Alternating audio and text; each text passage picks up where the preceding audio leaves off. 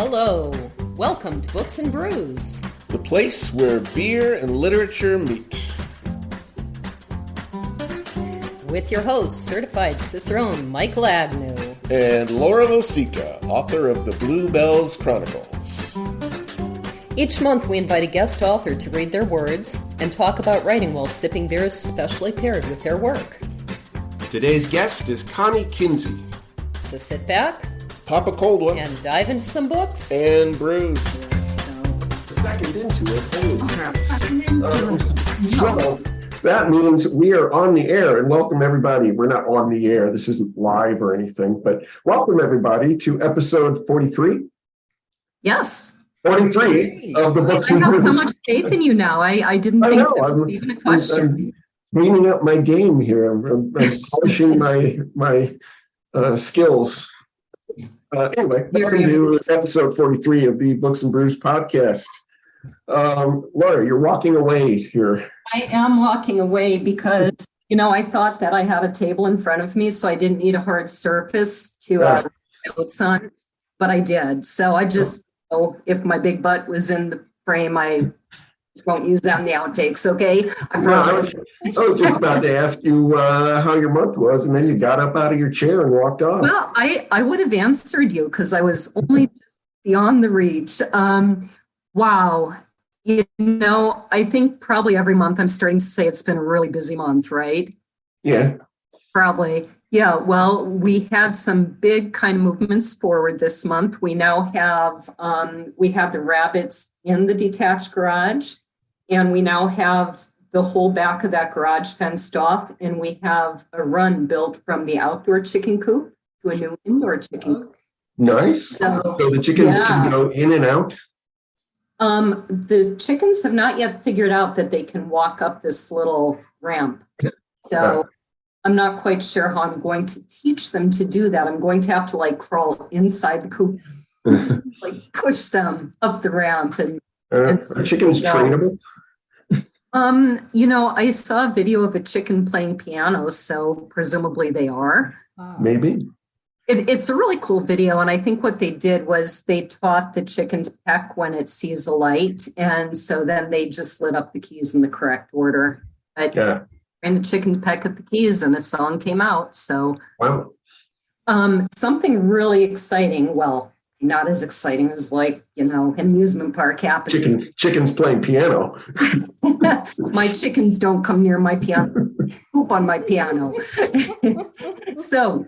This is why I have this background. It's partly convenient because we have... For those out there who can't see, she's sitting in front of an American flag, and she looks like she's at a political rally or something. I do, but there's something very unique about this flag. Do either of you notice what's different about this flag?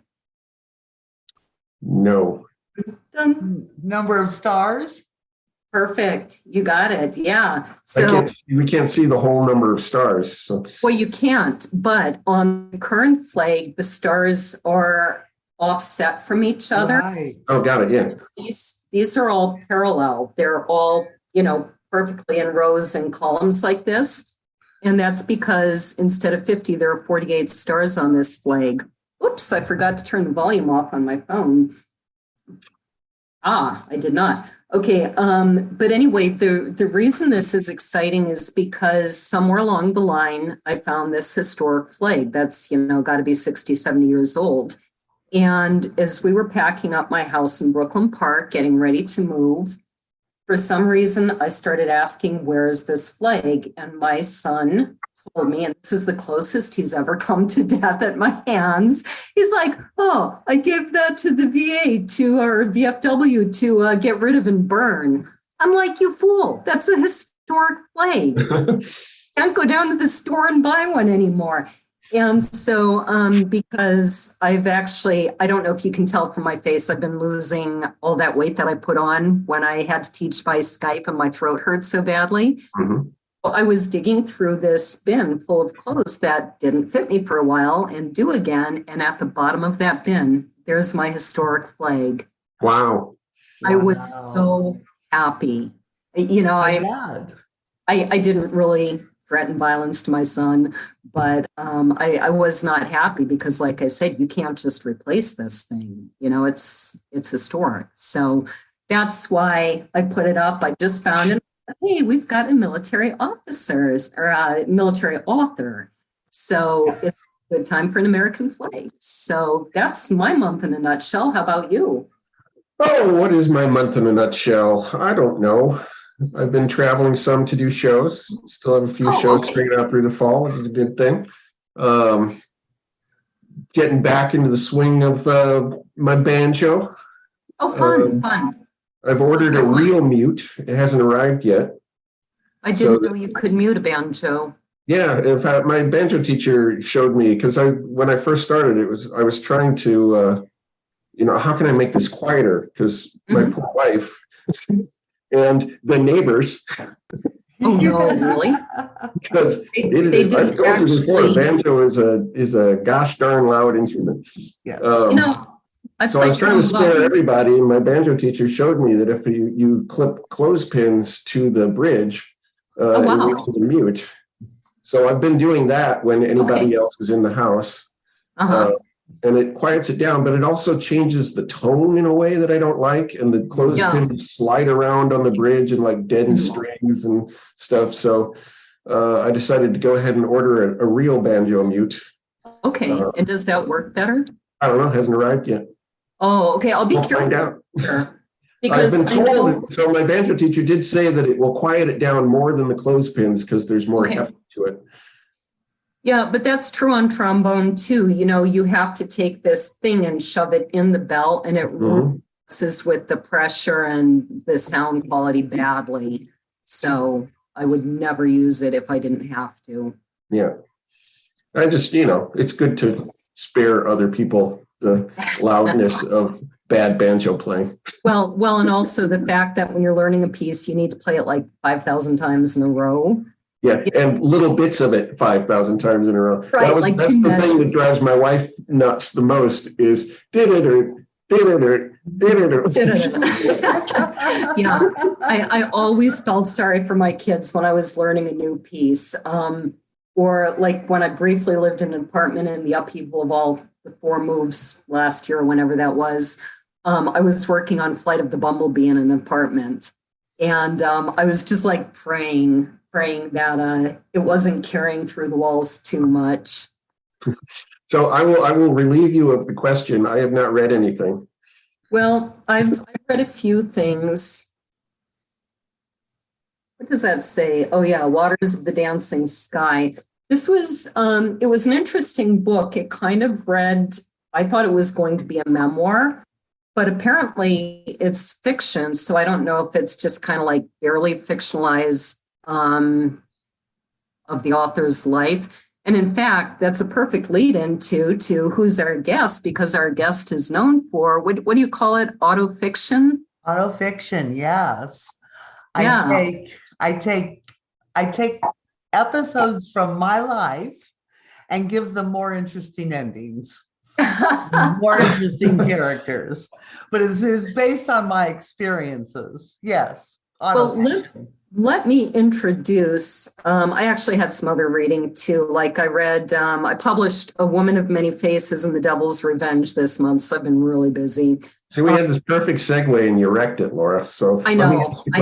Who's our guest? I thought you'd never ask. Our guest today is Connie Kinsey. She is a former military brat who has put down deep roots in a converted barn. Oh, I almost bought a barn that was so excited. It would have been a house, and that's a different story. She lives in a converted barn on a dirt road at the top of a hill in West Virginia. As a Marine Corps brat during the Vietnam era, she was fortunate to live all over the United States. She returned to college in her late 30s and completed her degree with an emphasis on cultural anthropology and creative writing. Connie spent 12 years working for newspapers and another 14 years in higher education, notably with the Center for the Study of Ethnicity and Gender in Appalachia. Both her fiction and nonfiction have won awards. The memoir of her 4th grade year during the Vietnam War won the West Virginia Writers Annual Contest in 2015 and was later published in Long Ridge Review. Connie is also a spoken word artist and has been selected twice for the Women Speak project of the Women of Appalachia production. She has published essays and short stories and is currently working on her first book. Will be a hybrid of short stories and essays drawing on her experiences as Brat and her father's war tours of Vietnam, some of which I read about today when I was looking up some of your other writing online. That was quite a story. So, yeah. Welcome, Connie. So what's I didn't hear. What was the question? I said, welcome, Connie. Well, thank you for having me. I'm very excited to be here. So what's the first beer, Michael? What is with the first beer? The first beer is from Surly Brewing right here in the Twin Cities. This is their Grapefruit Supreme. It is a kettle soured ale with grapefruit. I have to ask you, before I go into the reason for this pairing, Connie, I have to ask, are you from St. Louis by any chance? No. No, okay, because all of your readings, well, two of your readings, just the way you're talking, the heat you're describing, and one of the characters in one of the readings, it's like I am in St. Louis in the summer. This is actually it was West Virginia in the summer. Okay, got it. I used to live in Virginia. My dad was stationed at Norfolk and then later at Andrews Air Force Base, and I remember that kind of heat. So this is the first reading is the one that I felt like it was St. Louis in the summer, oppressively hot and extremely muggy. Yeah. And just reading through that, I'm thinking, God, I need something refreshing. I need the coldest, tartest, most refreshing lemonade-y thing I can get. And so I was looking for a kettle soured beer, which is lactic acid sour. And they're pretty plain by themselves, so brewers add fruit to sort of pep them up. This one has grapefruit. Certainly does make other versions of this sour supreme, but this one's grapefruit, so it's a tart sour ale with grapefruit juice, and it is really refreshing. Would be great for a hot summer day, not a late fall day. Right, not Cheers. like here. Cheers. Cheers. That is tart. I can see where that would be really nice on a hot summer day. Yeah, it is chuggable on a hot summer day. I bet. Yeah, that's it doesn't taste quite like you would expect beer to taste like. And it's only 4.5%, so you can chug a few on a hot summer day. Okay. I'll have to wait till there's a hot summer day. That's not going to happen for like 7 months now. Yep. So we're ready for our first reading entitled Redemption. Well, we are having Indian summer right now, so it's about 78 degrees outside right now. I'm a little bit envious. Yes, well, you should be because it's wonderful. It was freezing last week. But this piece is called Redemption. Faulkner could have written a short story about this heat. The heat and the spiders and the beer going down like a Gulf sunset at 78 degrees past midnight. This t-shirt plastered to my back and mosquito bites rimming my ankles.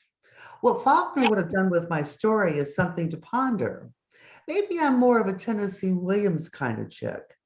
Either way, I'm a careworn woman living alone in an old ramshackle house where the heat intensifies my age, coloring it with angry reds and slashes of orange. The arrival of midnight mutes those colors, moonlight softening to pink and tangerine, taking out the hard edges. I might be beautiful in this light. The house is cooling down and this beer tastes like sweet relief. The big white floor fan is just behind me. My sweat is drying, gritty and tight.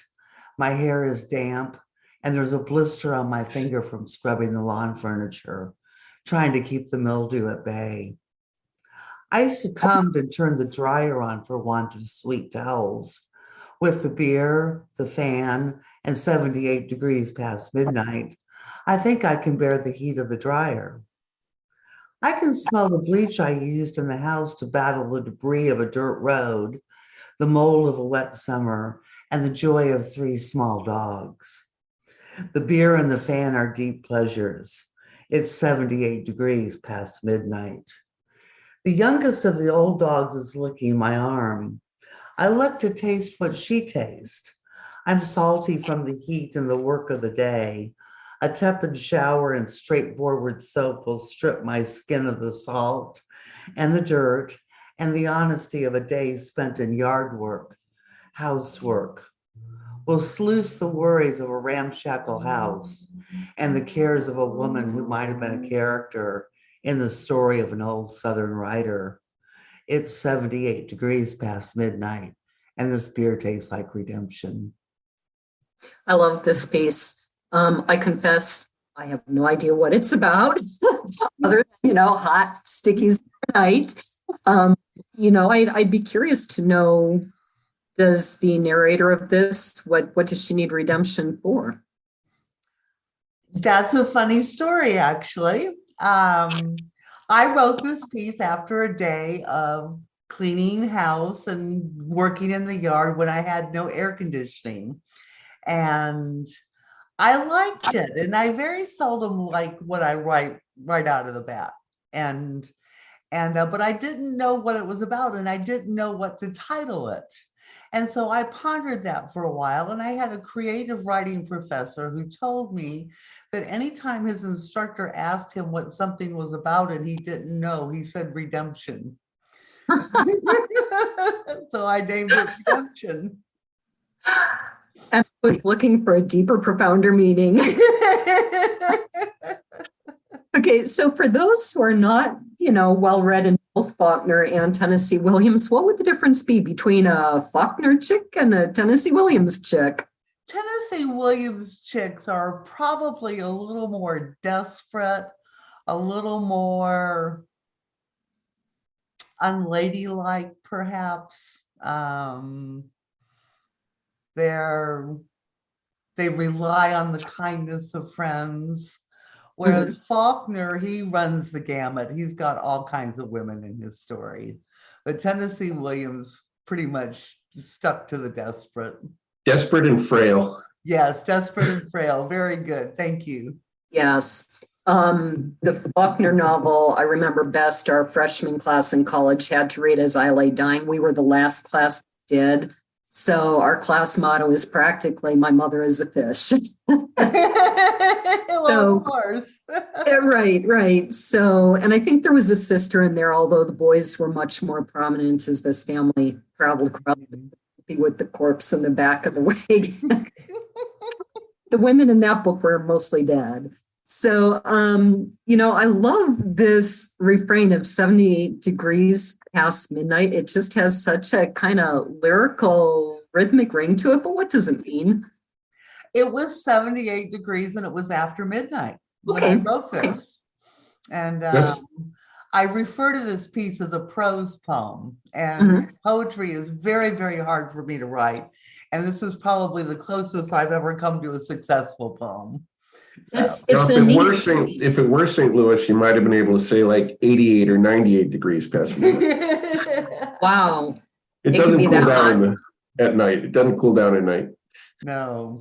The last time I was near St. Louis, I almost got killed by a semi. I don't think I'll ever drive there again. The last time I was in St. Louis, I believe I was 10 and we were lost. Oh, no. I don't have good memories of St. Louis. I actually lived in Belleville. My dad was at Scott Air Force Base, so I lived near for 3 years, right on the edge. So this piece was your first acceptance with Women of Appalachia project. And can you tell us a little bit about that project? The Women of Appalachia project was founded by Carrie. You asked me too quick. Oh, sorry. I completely blanked out. Carrie Gunter Seymour. And she is now the Poet Laureate of Ohio. Oh, neat. But she is a fabulous poet. And she wanted to bring attention to the voices that were not being heard, which are traditionally women of Appalachia. We've never been heard. And so she put out a call for people to submit works. And when I submitted this work, I did not know that it was a spoken word thing. Oh, And I thought it was a written anthology. And so Mhm. I sent Redemption off without much hope, and I got accepted. And then Mhm. as I read the acceptance, it started dawning on me that I was expected to read this piece around the region in front of people. And Uh-huh. I don't really have a fear of talking to crowds, but I have never done anything like this before. And so I Mhm. went to the first one, and everybody before me got up and they performed. And I got up there with my little piece of paper and I read, and I was terrible. I bombed. It was awful. And so I called a friend when I got home, and she majored in speech, and had her coach me. And so I now am reasonably confident on the spoken word circuit. So That's great. And this project was actually started to counteract some of the negative stereotypes. yes, absolutely.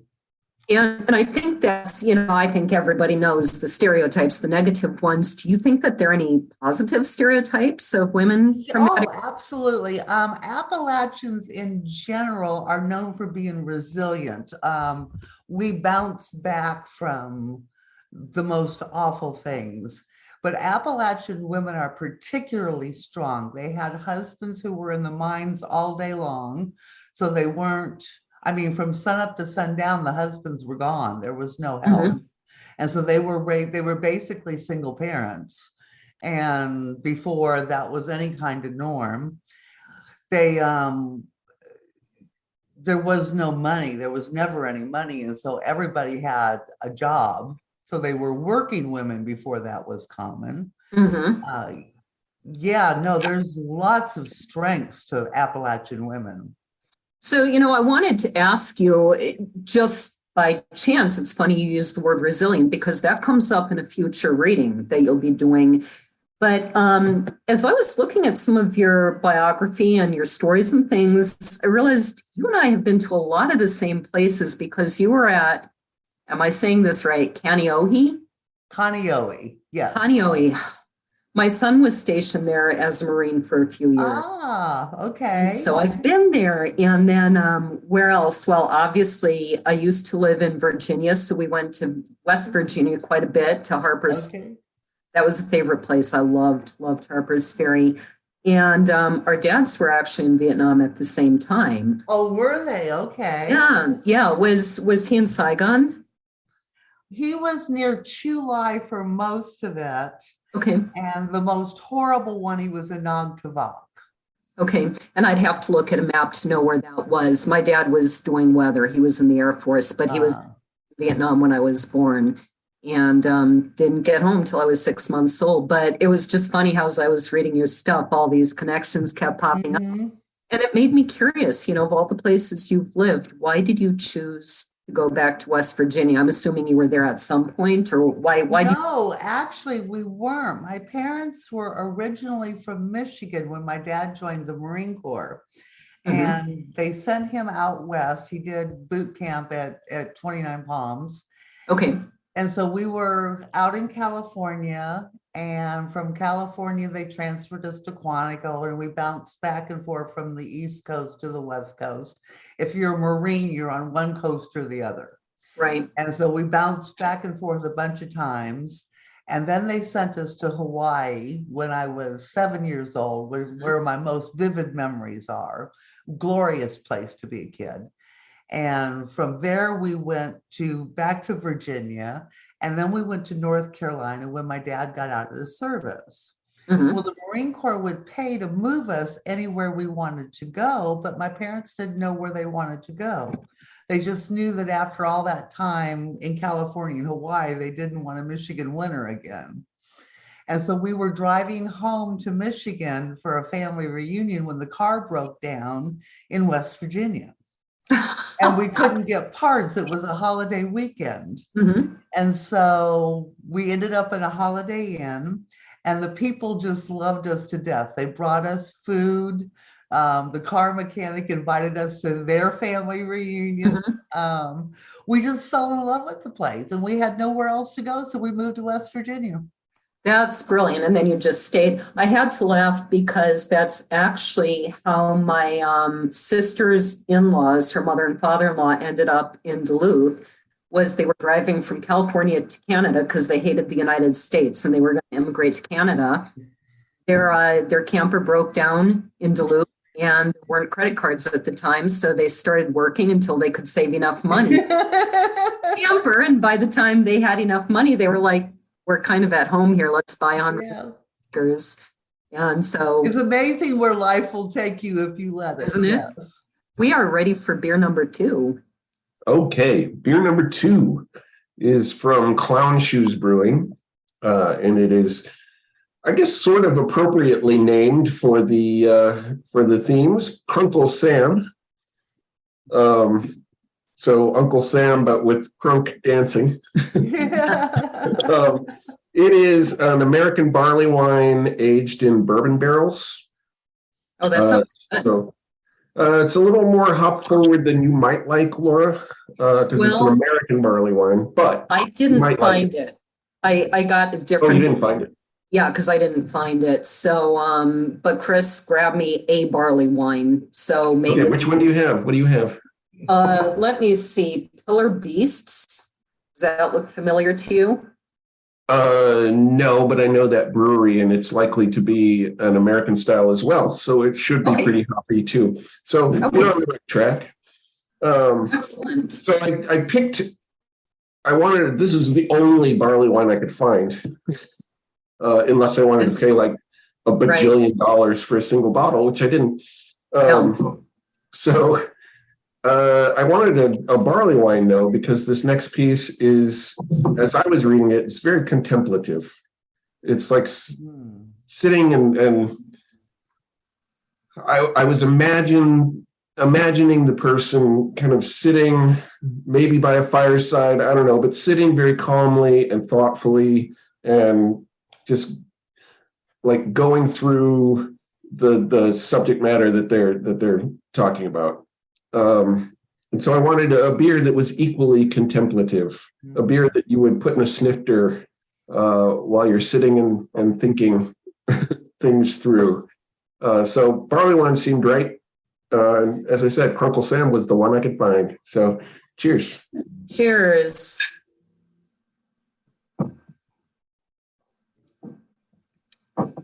What do you think? I like this one. You get it's nice, kind of bourbon, the vanilla caramel bourbon character, but you do have some pretty intense, resiny, like grapefruit peel hops there too. But it's pretty balanced by some malt sweetness, so it's not excessively hoppy. I really like it. I like the flavor. Yeah, so awesome. This is one I'll be finishing. Sounds beautiful. It's probably really high alcohol, just to warn you. I made sure to eat before. Okay. This one I have is 10.5%. So. Okay, I should look and see. I do not do this on an empty stomach. We're ready for our second reading.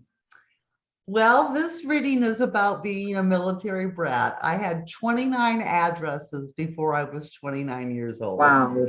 And so this piece is contemplative, and it's titled Being a Brat. I'm a member of several Facebook groups comprised of military brats. We talk about our experiences, how things were different for brats of different generations and wars, how things were same across the globe in the years. We talk about how many times we moved.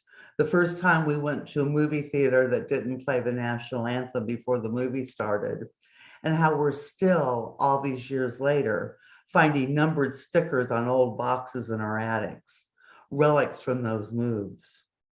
We talk about immediately stopping, facing the direction of the flag, even if we couldn't see it, and putting our right hand over our hearts while taps played as they lowered the flag for the day.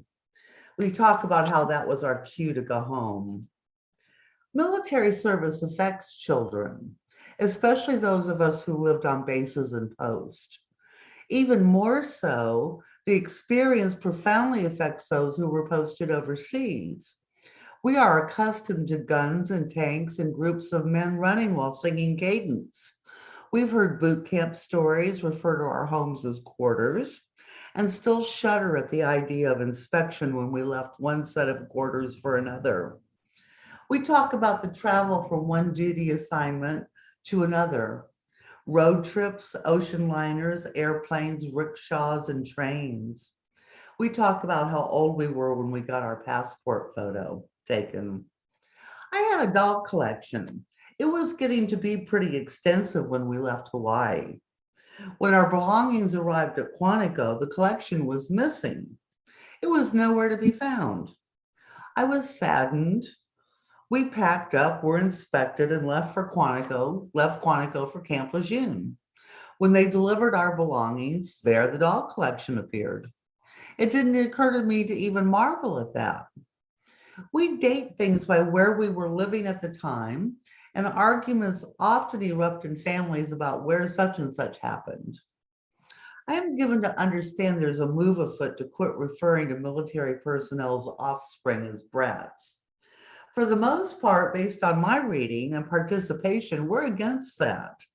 There are several explanations for how the term came to be. Some say it's an acronym originating in Great Britain for British Regiment Attached Traveler, for spouses and children of personnel who were able to travel with their husband, father.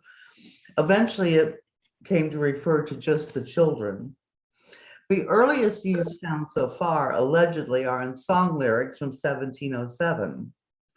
Others say it's a contraction of barrack rats, slang for children born in British barracks. It remains unclear, but researchers are working on it. It seems we all want a definitive answer, even if we don't want to give up the term. Military brat, as we use it, is a term of affection. Most of us, though not all, are grateful for the experiences being a brat afforded us. Giving up that term, at least for me, seems diminishing. I'm a strong proponent of the idea of calling folks by the term they prefer. I much prefer brat to dependent. The latter sounds weak and wishy-washy. We are anything but. Brat sounds independent and feisty, something most of us are. We are introverts and extroverts, outgoing and shy, loved our experiences or not so much, but we are not less than. I would argue that we are more than. Many of us have adopted the dandelion as a symbol of our childhoods. Blow in, bloom where you're planted, and move on when the time comes. For the most part, we are composed, can think on our feet, and adapt quickly without losing our core selves. We are brats, and we serve too. I love this piece. I had never heard that about the dandelion. And I also learned a couple things. I've never heard anything but the British Regimental Attached Traveler. That's the only explanation I've ever heard. Mm-hmm. That's the most common one. But yeah. I actually did some research on this, and there are researchers really working on getting to the root of this. Did you find the actual lyrics? They're online. I could find them for you if you're interested. I would love it if you would send those. I found that it was from what is this? The Recruiting Officer by George Farquhar, but I couldn't find the lyrics themselves. So if you have those, I will find them for you. Thanks. This is where you use the word resilient again. And, I completely agree. Growing up in the military makes you very resilient. I mean, you have to be. And I absolutely loved it. I loved moving all the time. To me, it was always beginning. But as an adult, I found that I really didn't want to make my kids move. I basically moved them once from Seattle to Minneapolis. And they never let me forget what a horrible, awful thing I had done to them. Isn't that interesting? I did the same thing to my son. I planted him in West Virginia, and he lived in the same house and went to school with the same kids all 12 years. Yeah. Do you find that that's pretty common, that military brats love moving, but they don't want to do it to their own kids? No, actually, I find the opposite to be true Really? for the most, at least with the people that I hang out with. Mm-hmm. Most of them, they went into the service themselves, or they married service personnel, when their kids have gone into the service, and it seems to be a generational thing that just keeps going on. I think you were at Fort Jackson too, or you mentioned Fort Jackson somewhere in your writing. It's in the next reading. So, spoiler, I actually was in the Army for a whole 3 weeks, and I was I was sent home on a medical discharge. To me, I was only going to be in it to be in the band, not because I was in the military. And my dad and I had some discussions about that. We'll leave it at that. Actually, that was kind of funny. But then he called on Easter Sunday to wish me a happy Easter. And he was like, "This is Colonel Rosico. Wish my daughter happy Easter." And I was actually quite shocked that these Army, NCOs and things were like, "Oh my gosh, why didn't you tell us your dad was a colonel?" I'm like, because, I'm here on my own merits. And I was surprised in the military that they would care. If anything, I'd expect they'd be like, "Don't ever pull that again, go do another 95 push-ups." Right. It was interesting. You talk about how growing up in the military, especially being overseas, has all these impacts. What do you think some of the impacts are on kids or as adults? As adults, I think we are more open to new experiences and to change. We're not thrown by stuff that we're not familiar with. The unfamiliar is familiar. Right. And so we're at ease in most situations. I think that's true. And so you got involved with, hopefully I'm saying this name correctly, the Museum of the American Military Family, correct? Yes. Could you tell I believe we're up to about 6.9 million listeners, what that is about? The Museum of the American Military Family was founded by Circe Olson. Here I go again. I've lost her last name. It's like Wessner, I think. Yes, Wessner. Woesner. Right. Right. And she's a magnificent woman, and she's actually in Hawaii right now. Her husband is DOD. And so anyway, they're in Hawaii and they're getting ready to go to Germany. But she runs the museum from wherever it is that she is. And there is it a physical location? Yes, there's a physical location in Albuquerque. Okay. And but they are preserving our memories because nobody else was doing it. And so like they have some of my stories, and they publish these books every year, and people give them memorabilia that they display. And it's really a very wonderful enterprise. They're on the web. How big is the museum now? Are we talking like, a couple rooms, or is this very expansive? I have not been there, but I get the idea that it's rather on the small side, but it's growing. And how do they hope that this will help military families? Because it's specifically not for the military members, but for the spouses, the children, and the parents of military.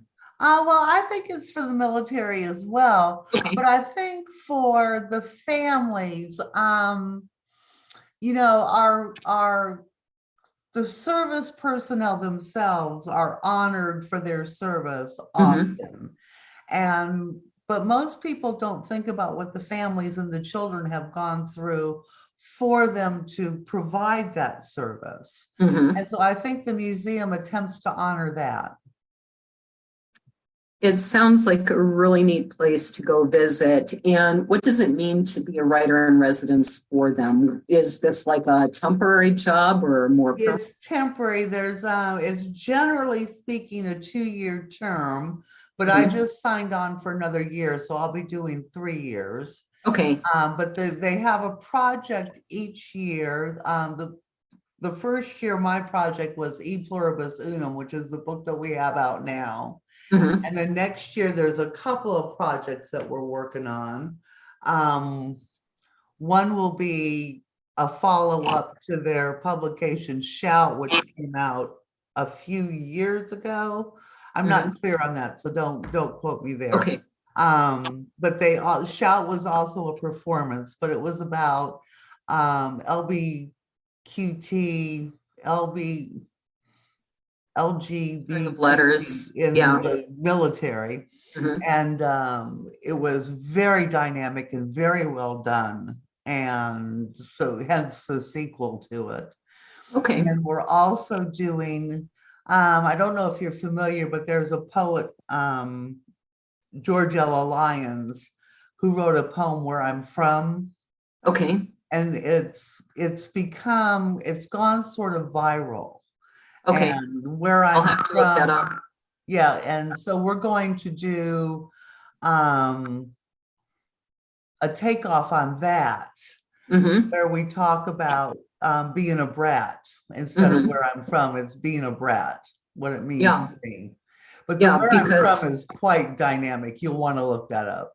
Because it's never a short answer when someone asks, so where are you from? Well, exactly.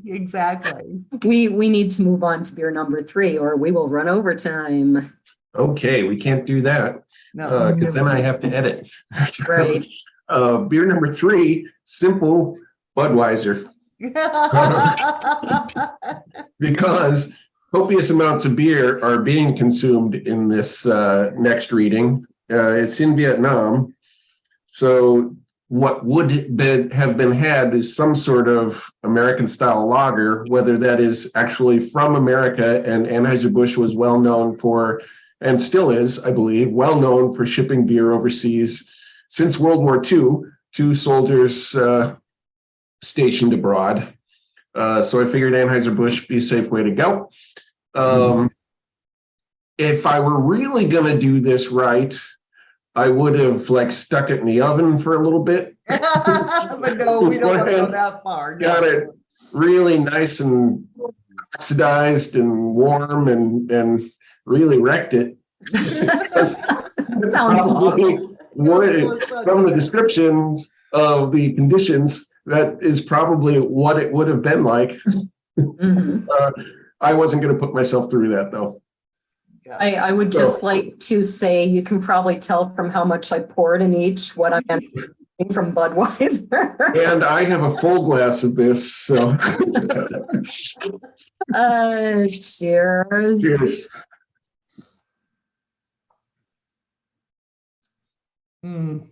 I wish I could give you the rest of the bottle. Either Chris or the kitchen sink is getting the rest of that. I think he likes it. He's much more of a beer drinker than I am. I'm a fan of the American lagers, but I will say I do like their horses. I'm in love with them. The horses are magnificent. Yeah. Yeah. Did I ever tell you, Michael, that I was trampled by a horse once? No. Yeah, I'm not going to go into the whole long story, but yes, I was trampled by a horse. I had a horseshoe-shaped scar on my leg for, I don't know, for 3 years. I thought it was the coolest scar in the world because horseshoes are lucky and getting trampled by a horse is not. So I thought this is the most ironic, greatest scar in the whole world. And then it faded and I was so disappointed. But the point is, I've always been grateful it was not a Clydesdale. Probably would have known me with only one leg. Right. Yes. I have 2 and I like it that way. So I think we're ready for reading number 3. Okay, this is chapter 5 from my novel, which is in progress. I have not finished the novel yet, but this is chapter 5. It is called Near Saigon, 1969. Bobby took a swig of the lukewarm beer. There were 5 more on his bunk. He was given 3 a week when they had it. Every 2 weeks or on the next quiet day, he would drink all 6 of them and sleep. Carl, I'm drinking. You got my back? Hell yeah, have one for me. I don't know how you have the willpower to save them. They taste like home. For Bobby, fresh cow's milk and cold spring water tasted like home. Beer tasted like high school. Warm beer tasted like the Army. Bobby joked that basic training at Fort Jackson was his senior trip. The Army knew his age and gave him 3 beers a week. Every man got 3 beers a week when they had it. Bobby killed his first North Vietnamese after being in country for only 8 days, well before he was legally old enough to drink. On that day, he ceased to be a Missouri farm boy and became a soldier. He was 19. He had a year stateside beforehand. He was older than some of the guys he bunked with, older than the bodies they carried out of the jungle, older than the boy he killed. He took up beer drinking in earnest. Its availability was sporadic, and it was always warm and stale, but it was alcohol. Enough of them and he could sleep over the sounds of the moans, half screams, and the shuffling of cards of those who spent their nights playing solitaire. Sleep was not respite, and in some instances dangerous. There were tales of the North Vietnamese sneaking in, slashing the throat of your buddy while you slept, rebuked for falling asleep when you were supposed to be sentry. It was a terrible price for sleep, but the body sometimes needs what it needs. Vietnam teaches you a lot of things. It especially teaches you about desperation and the actions that accompany it. It teaches you that some think life is cheap. It teaches you that nothing is crueler than desperate young men. It can teach you the power of redemption, but you must allow yourself to be vulnerable. Vulnerability takes great strength of character, of willpower. War is neither for the naive nor the cowardly. Bobby didn't sleep. Neither did his roommate, Carl. Carl was standing sentry. Bobby was lost in memories of home, of high school, of bonfires and pep rallies and crisp autumn leaves. A tear slid down his cheek. The beer was warm. Carl's head jerked when he caught himself nodding off. He slid off the bunk and walked to the doorway. Standing helped, sort of. In Vietnam, nothing really helped, but there was protocol and rules and regulations. Bobby popped the last beer and looked at his watch. 4 hours until dawn. The small hours of the night were dangerous, and he was not drunk enough to forget that. That was a hard piece to read when you sent it to me. It really kind of made me think of The Ugly American. Is that a book you've read? I'm sorry, it reminds you of what now? The Ugly American. Ah. Have you read that book? No, I haven't. I can't remember who it's by. I think it was a very well-known book in its time. And I was reading it when one of my kids was born. I took it to the hospital. Ah. I reached a scene in there. I'm not even going to describe it. It was so horrible what was done to these men that I couldn't finish reading it. And I think I'm kind of partly fascinated by any movie or book about war, maybe in part because, that's part of my background. But especially as a mother, my 20-year-old is in the Army. My Marine is out. I'm sure he can be called back up for the next few years. But it's very hard to listen to these things and to think that, that could be my son. And it really tells you why we have a problem with PTSD in our veterans. Mm-hmm. It does. And how much needs to be done for them. Is this purely fictional? Is it based on somebody you knew? Well, my dad had PTSD. My dad did 4 tours of Vietnam, although he was an officer. Mm-hmm. And he would never talk about Vietnam with us. And I'm writing a memoir about being a military brat during the Vietnam era. And as research, I've been hanging out in veterans groups on Facebook. Mm-hmm. And I don't post. I just listen because I'm not a veteran and I'm not about to tell these guys anything. I mean, what can I possibly tell them? And I just listen to them. And the stories are just break your heart. Do they talk about Vietnam? They do in fragments. You have to piece it together. Mm-hmm. And of course, they understand each other. It's a shorthand that they understand. But it took me a while to catch on. And, that's one of the things that I hear over and over. You might be interested in looking up one of our prior guests, Sandy Hanna. She actually writes about being in Vietnam at the, what was the coup called? Do you remember, Michael? Oh, There was an attempt at a coup, and she and her siblings happened to have run away from their house when their parents were out and had a front row seat. So I was thinking about that when you said, we're used to guns and tanks. They thought it was a parade. right. They thought it was just your standard military parade. And instead, it was actually the army, and the army started shooting at the people in the crowd.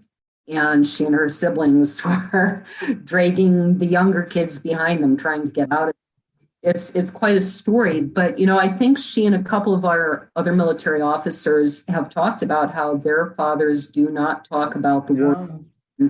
And that's something I noticed about my own dad, is that the only reason I know he's in Vietnam was because my mother told me.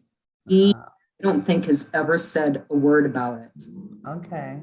Or like 2 years of his life that just don't exist, and I do wonder about PTSD and how that's affected some of our family issues and so on. And Oh, absolutely. Yeah. as you say, we serve and we pay the price our whole lives for some of what happens to them.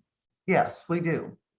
So we serve too. Yes. What is the book about? Is it sort of based on your father's experiences? Well, my dad wrote his memoir shortly before he passed on.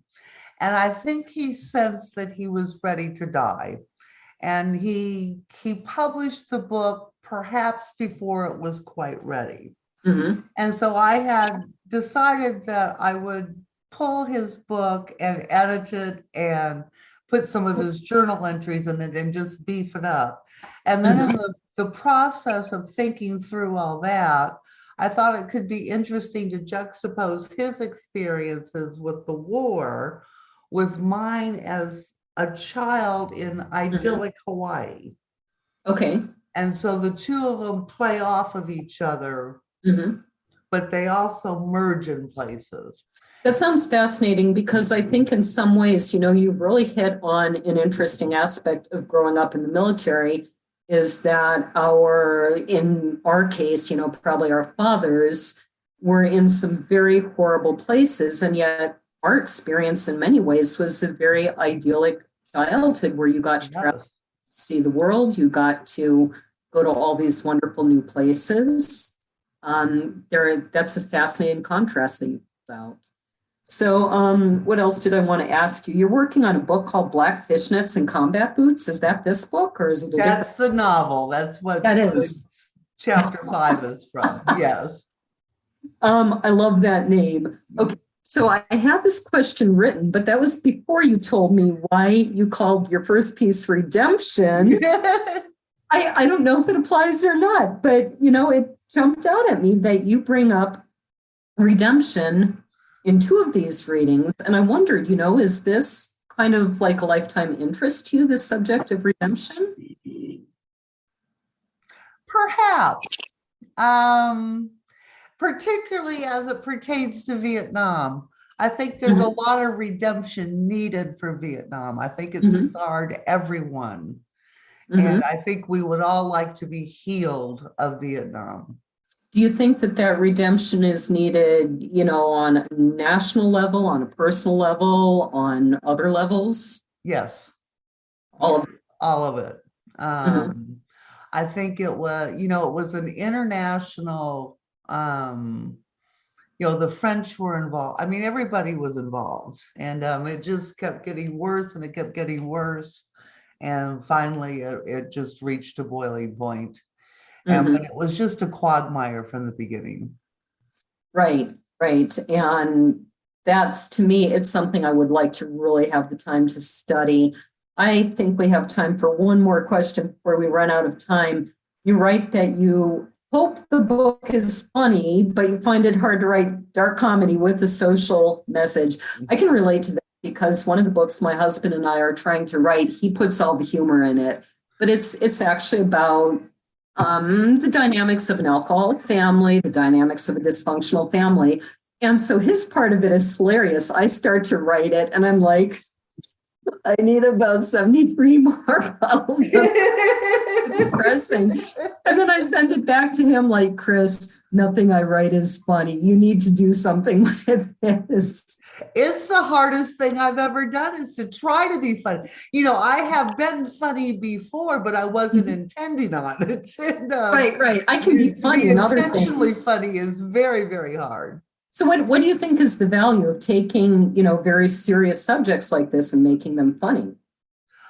Because I think it's a way of peeking around the corner at something that you don't want to look at.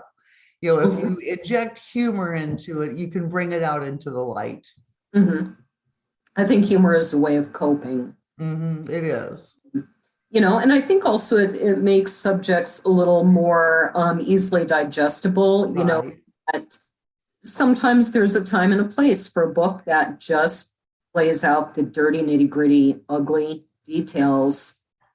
But sometimes, or for some people, you want something that you can relieve that darkness a little bit. So it has been absolutely wonderful talking with you. And I look forward to when this book comes out. Where can people find you online? I'm at West Virginia Fur and Root. It's wvfurandroot.com. And my bio has links to most of my online writings. And I should add here, we unfortunately don't have time to go into it, but there's an interesting story on your site that readers might enjoy about why it's called WV Fur and Root. Yes. So I encourage people to go and look for that. Michael, where can we find you online and where can we find us online? I am at aperfectpint.net, and I have eliminated pretty much all of my social media, so that's the only place I am. And we are at booksandbrews.net, Brews on Instagram. I didn't eliminate that one, even though I haven't done anything with it. And Books and Brews with Laura Bosica and Michael Agnew on Facebook. And I'm always impressed how you can say that in one breath. And I notice every you go. I'm impressed. I am at lauravosica.com. Chris and I actually have had a page for a long time. I think it's called chrisandlaurapowell.com. And I've got an Instagram somewhere. I've got, I'm on Facebook, facebook.com/laura.vosica.author. That's V as in Victor, OSIKA. And every military brat knows V as in Victor. Yeah. Let me see. Any upcoming events for you, Connie? No, I'm looking forward to playing with my grandchild. Oh, exciting. I was just at my granddaughter's baptism last week. Oh, how exciting. Yes. Yeah. This is my first. I've waited my whole life for this. This is my third in about 3.5 years. Okay. Yeah, my son and jealous. Have had 3 kids very quickly. And they are all adorable. If we weren't on a time limit, I'd tell you the funniest story about the politest tantrums you ever saw. That's my grandson. Let's see. What else are we supposed to talk about at the end of this? Who is our next guest? I knew it. Let me go to the where I say that. So I wrote this in 36-point font so that I don't have to put it on wax. I think that Barleywine's getting to you. I know. It's really big. It's so funny because everything is so sharp and clear except writing. And it's not even blurry. It just kind of is uncomfortable, So coming next month, we have Christina Courtney. And you can probably start to guess where I find all our guests, although I'm trying to branch out. I find it at the, what is that called? What you're on this site, aren't you? The Military Brats Authors or something like that? Books by Brats, yes. Books by Brats, yeah. And then also on my time travel forums. So I'm trying to branch out. I really am. Christina Courtney writes historical romance, time slip, and time travel stories. She lives in, hopefully I'm saying this right, Herefordshire, near the Welsh border in the UK. Although born in England, she has a Swedish mother and was brought up in Sweden, hence her abiding interest in the Vikings. Christina is a keen amateur genealogist and loves history and archaeology, the armchair variety. That's probably the kind I like too. So, well, that sounds great. I want to thank you, Connie, for having come to join us and sharing your words and your thoughts. Thank you for having me. For everybody out there, this has been Books and Brews, episode 43. Please tell your friends. Thank you for tuning in. Cheers.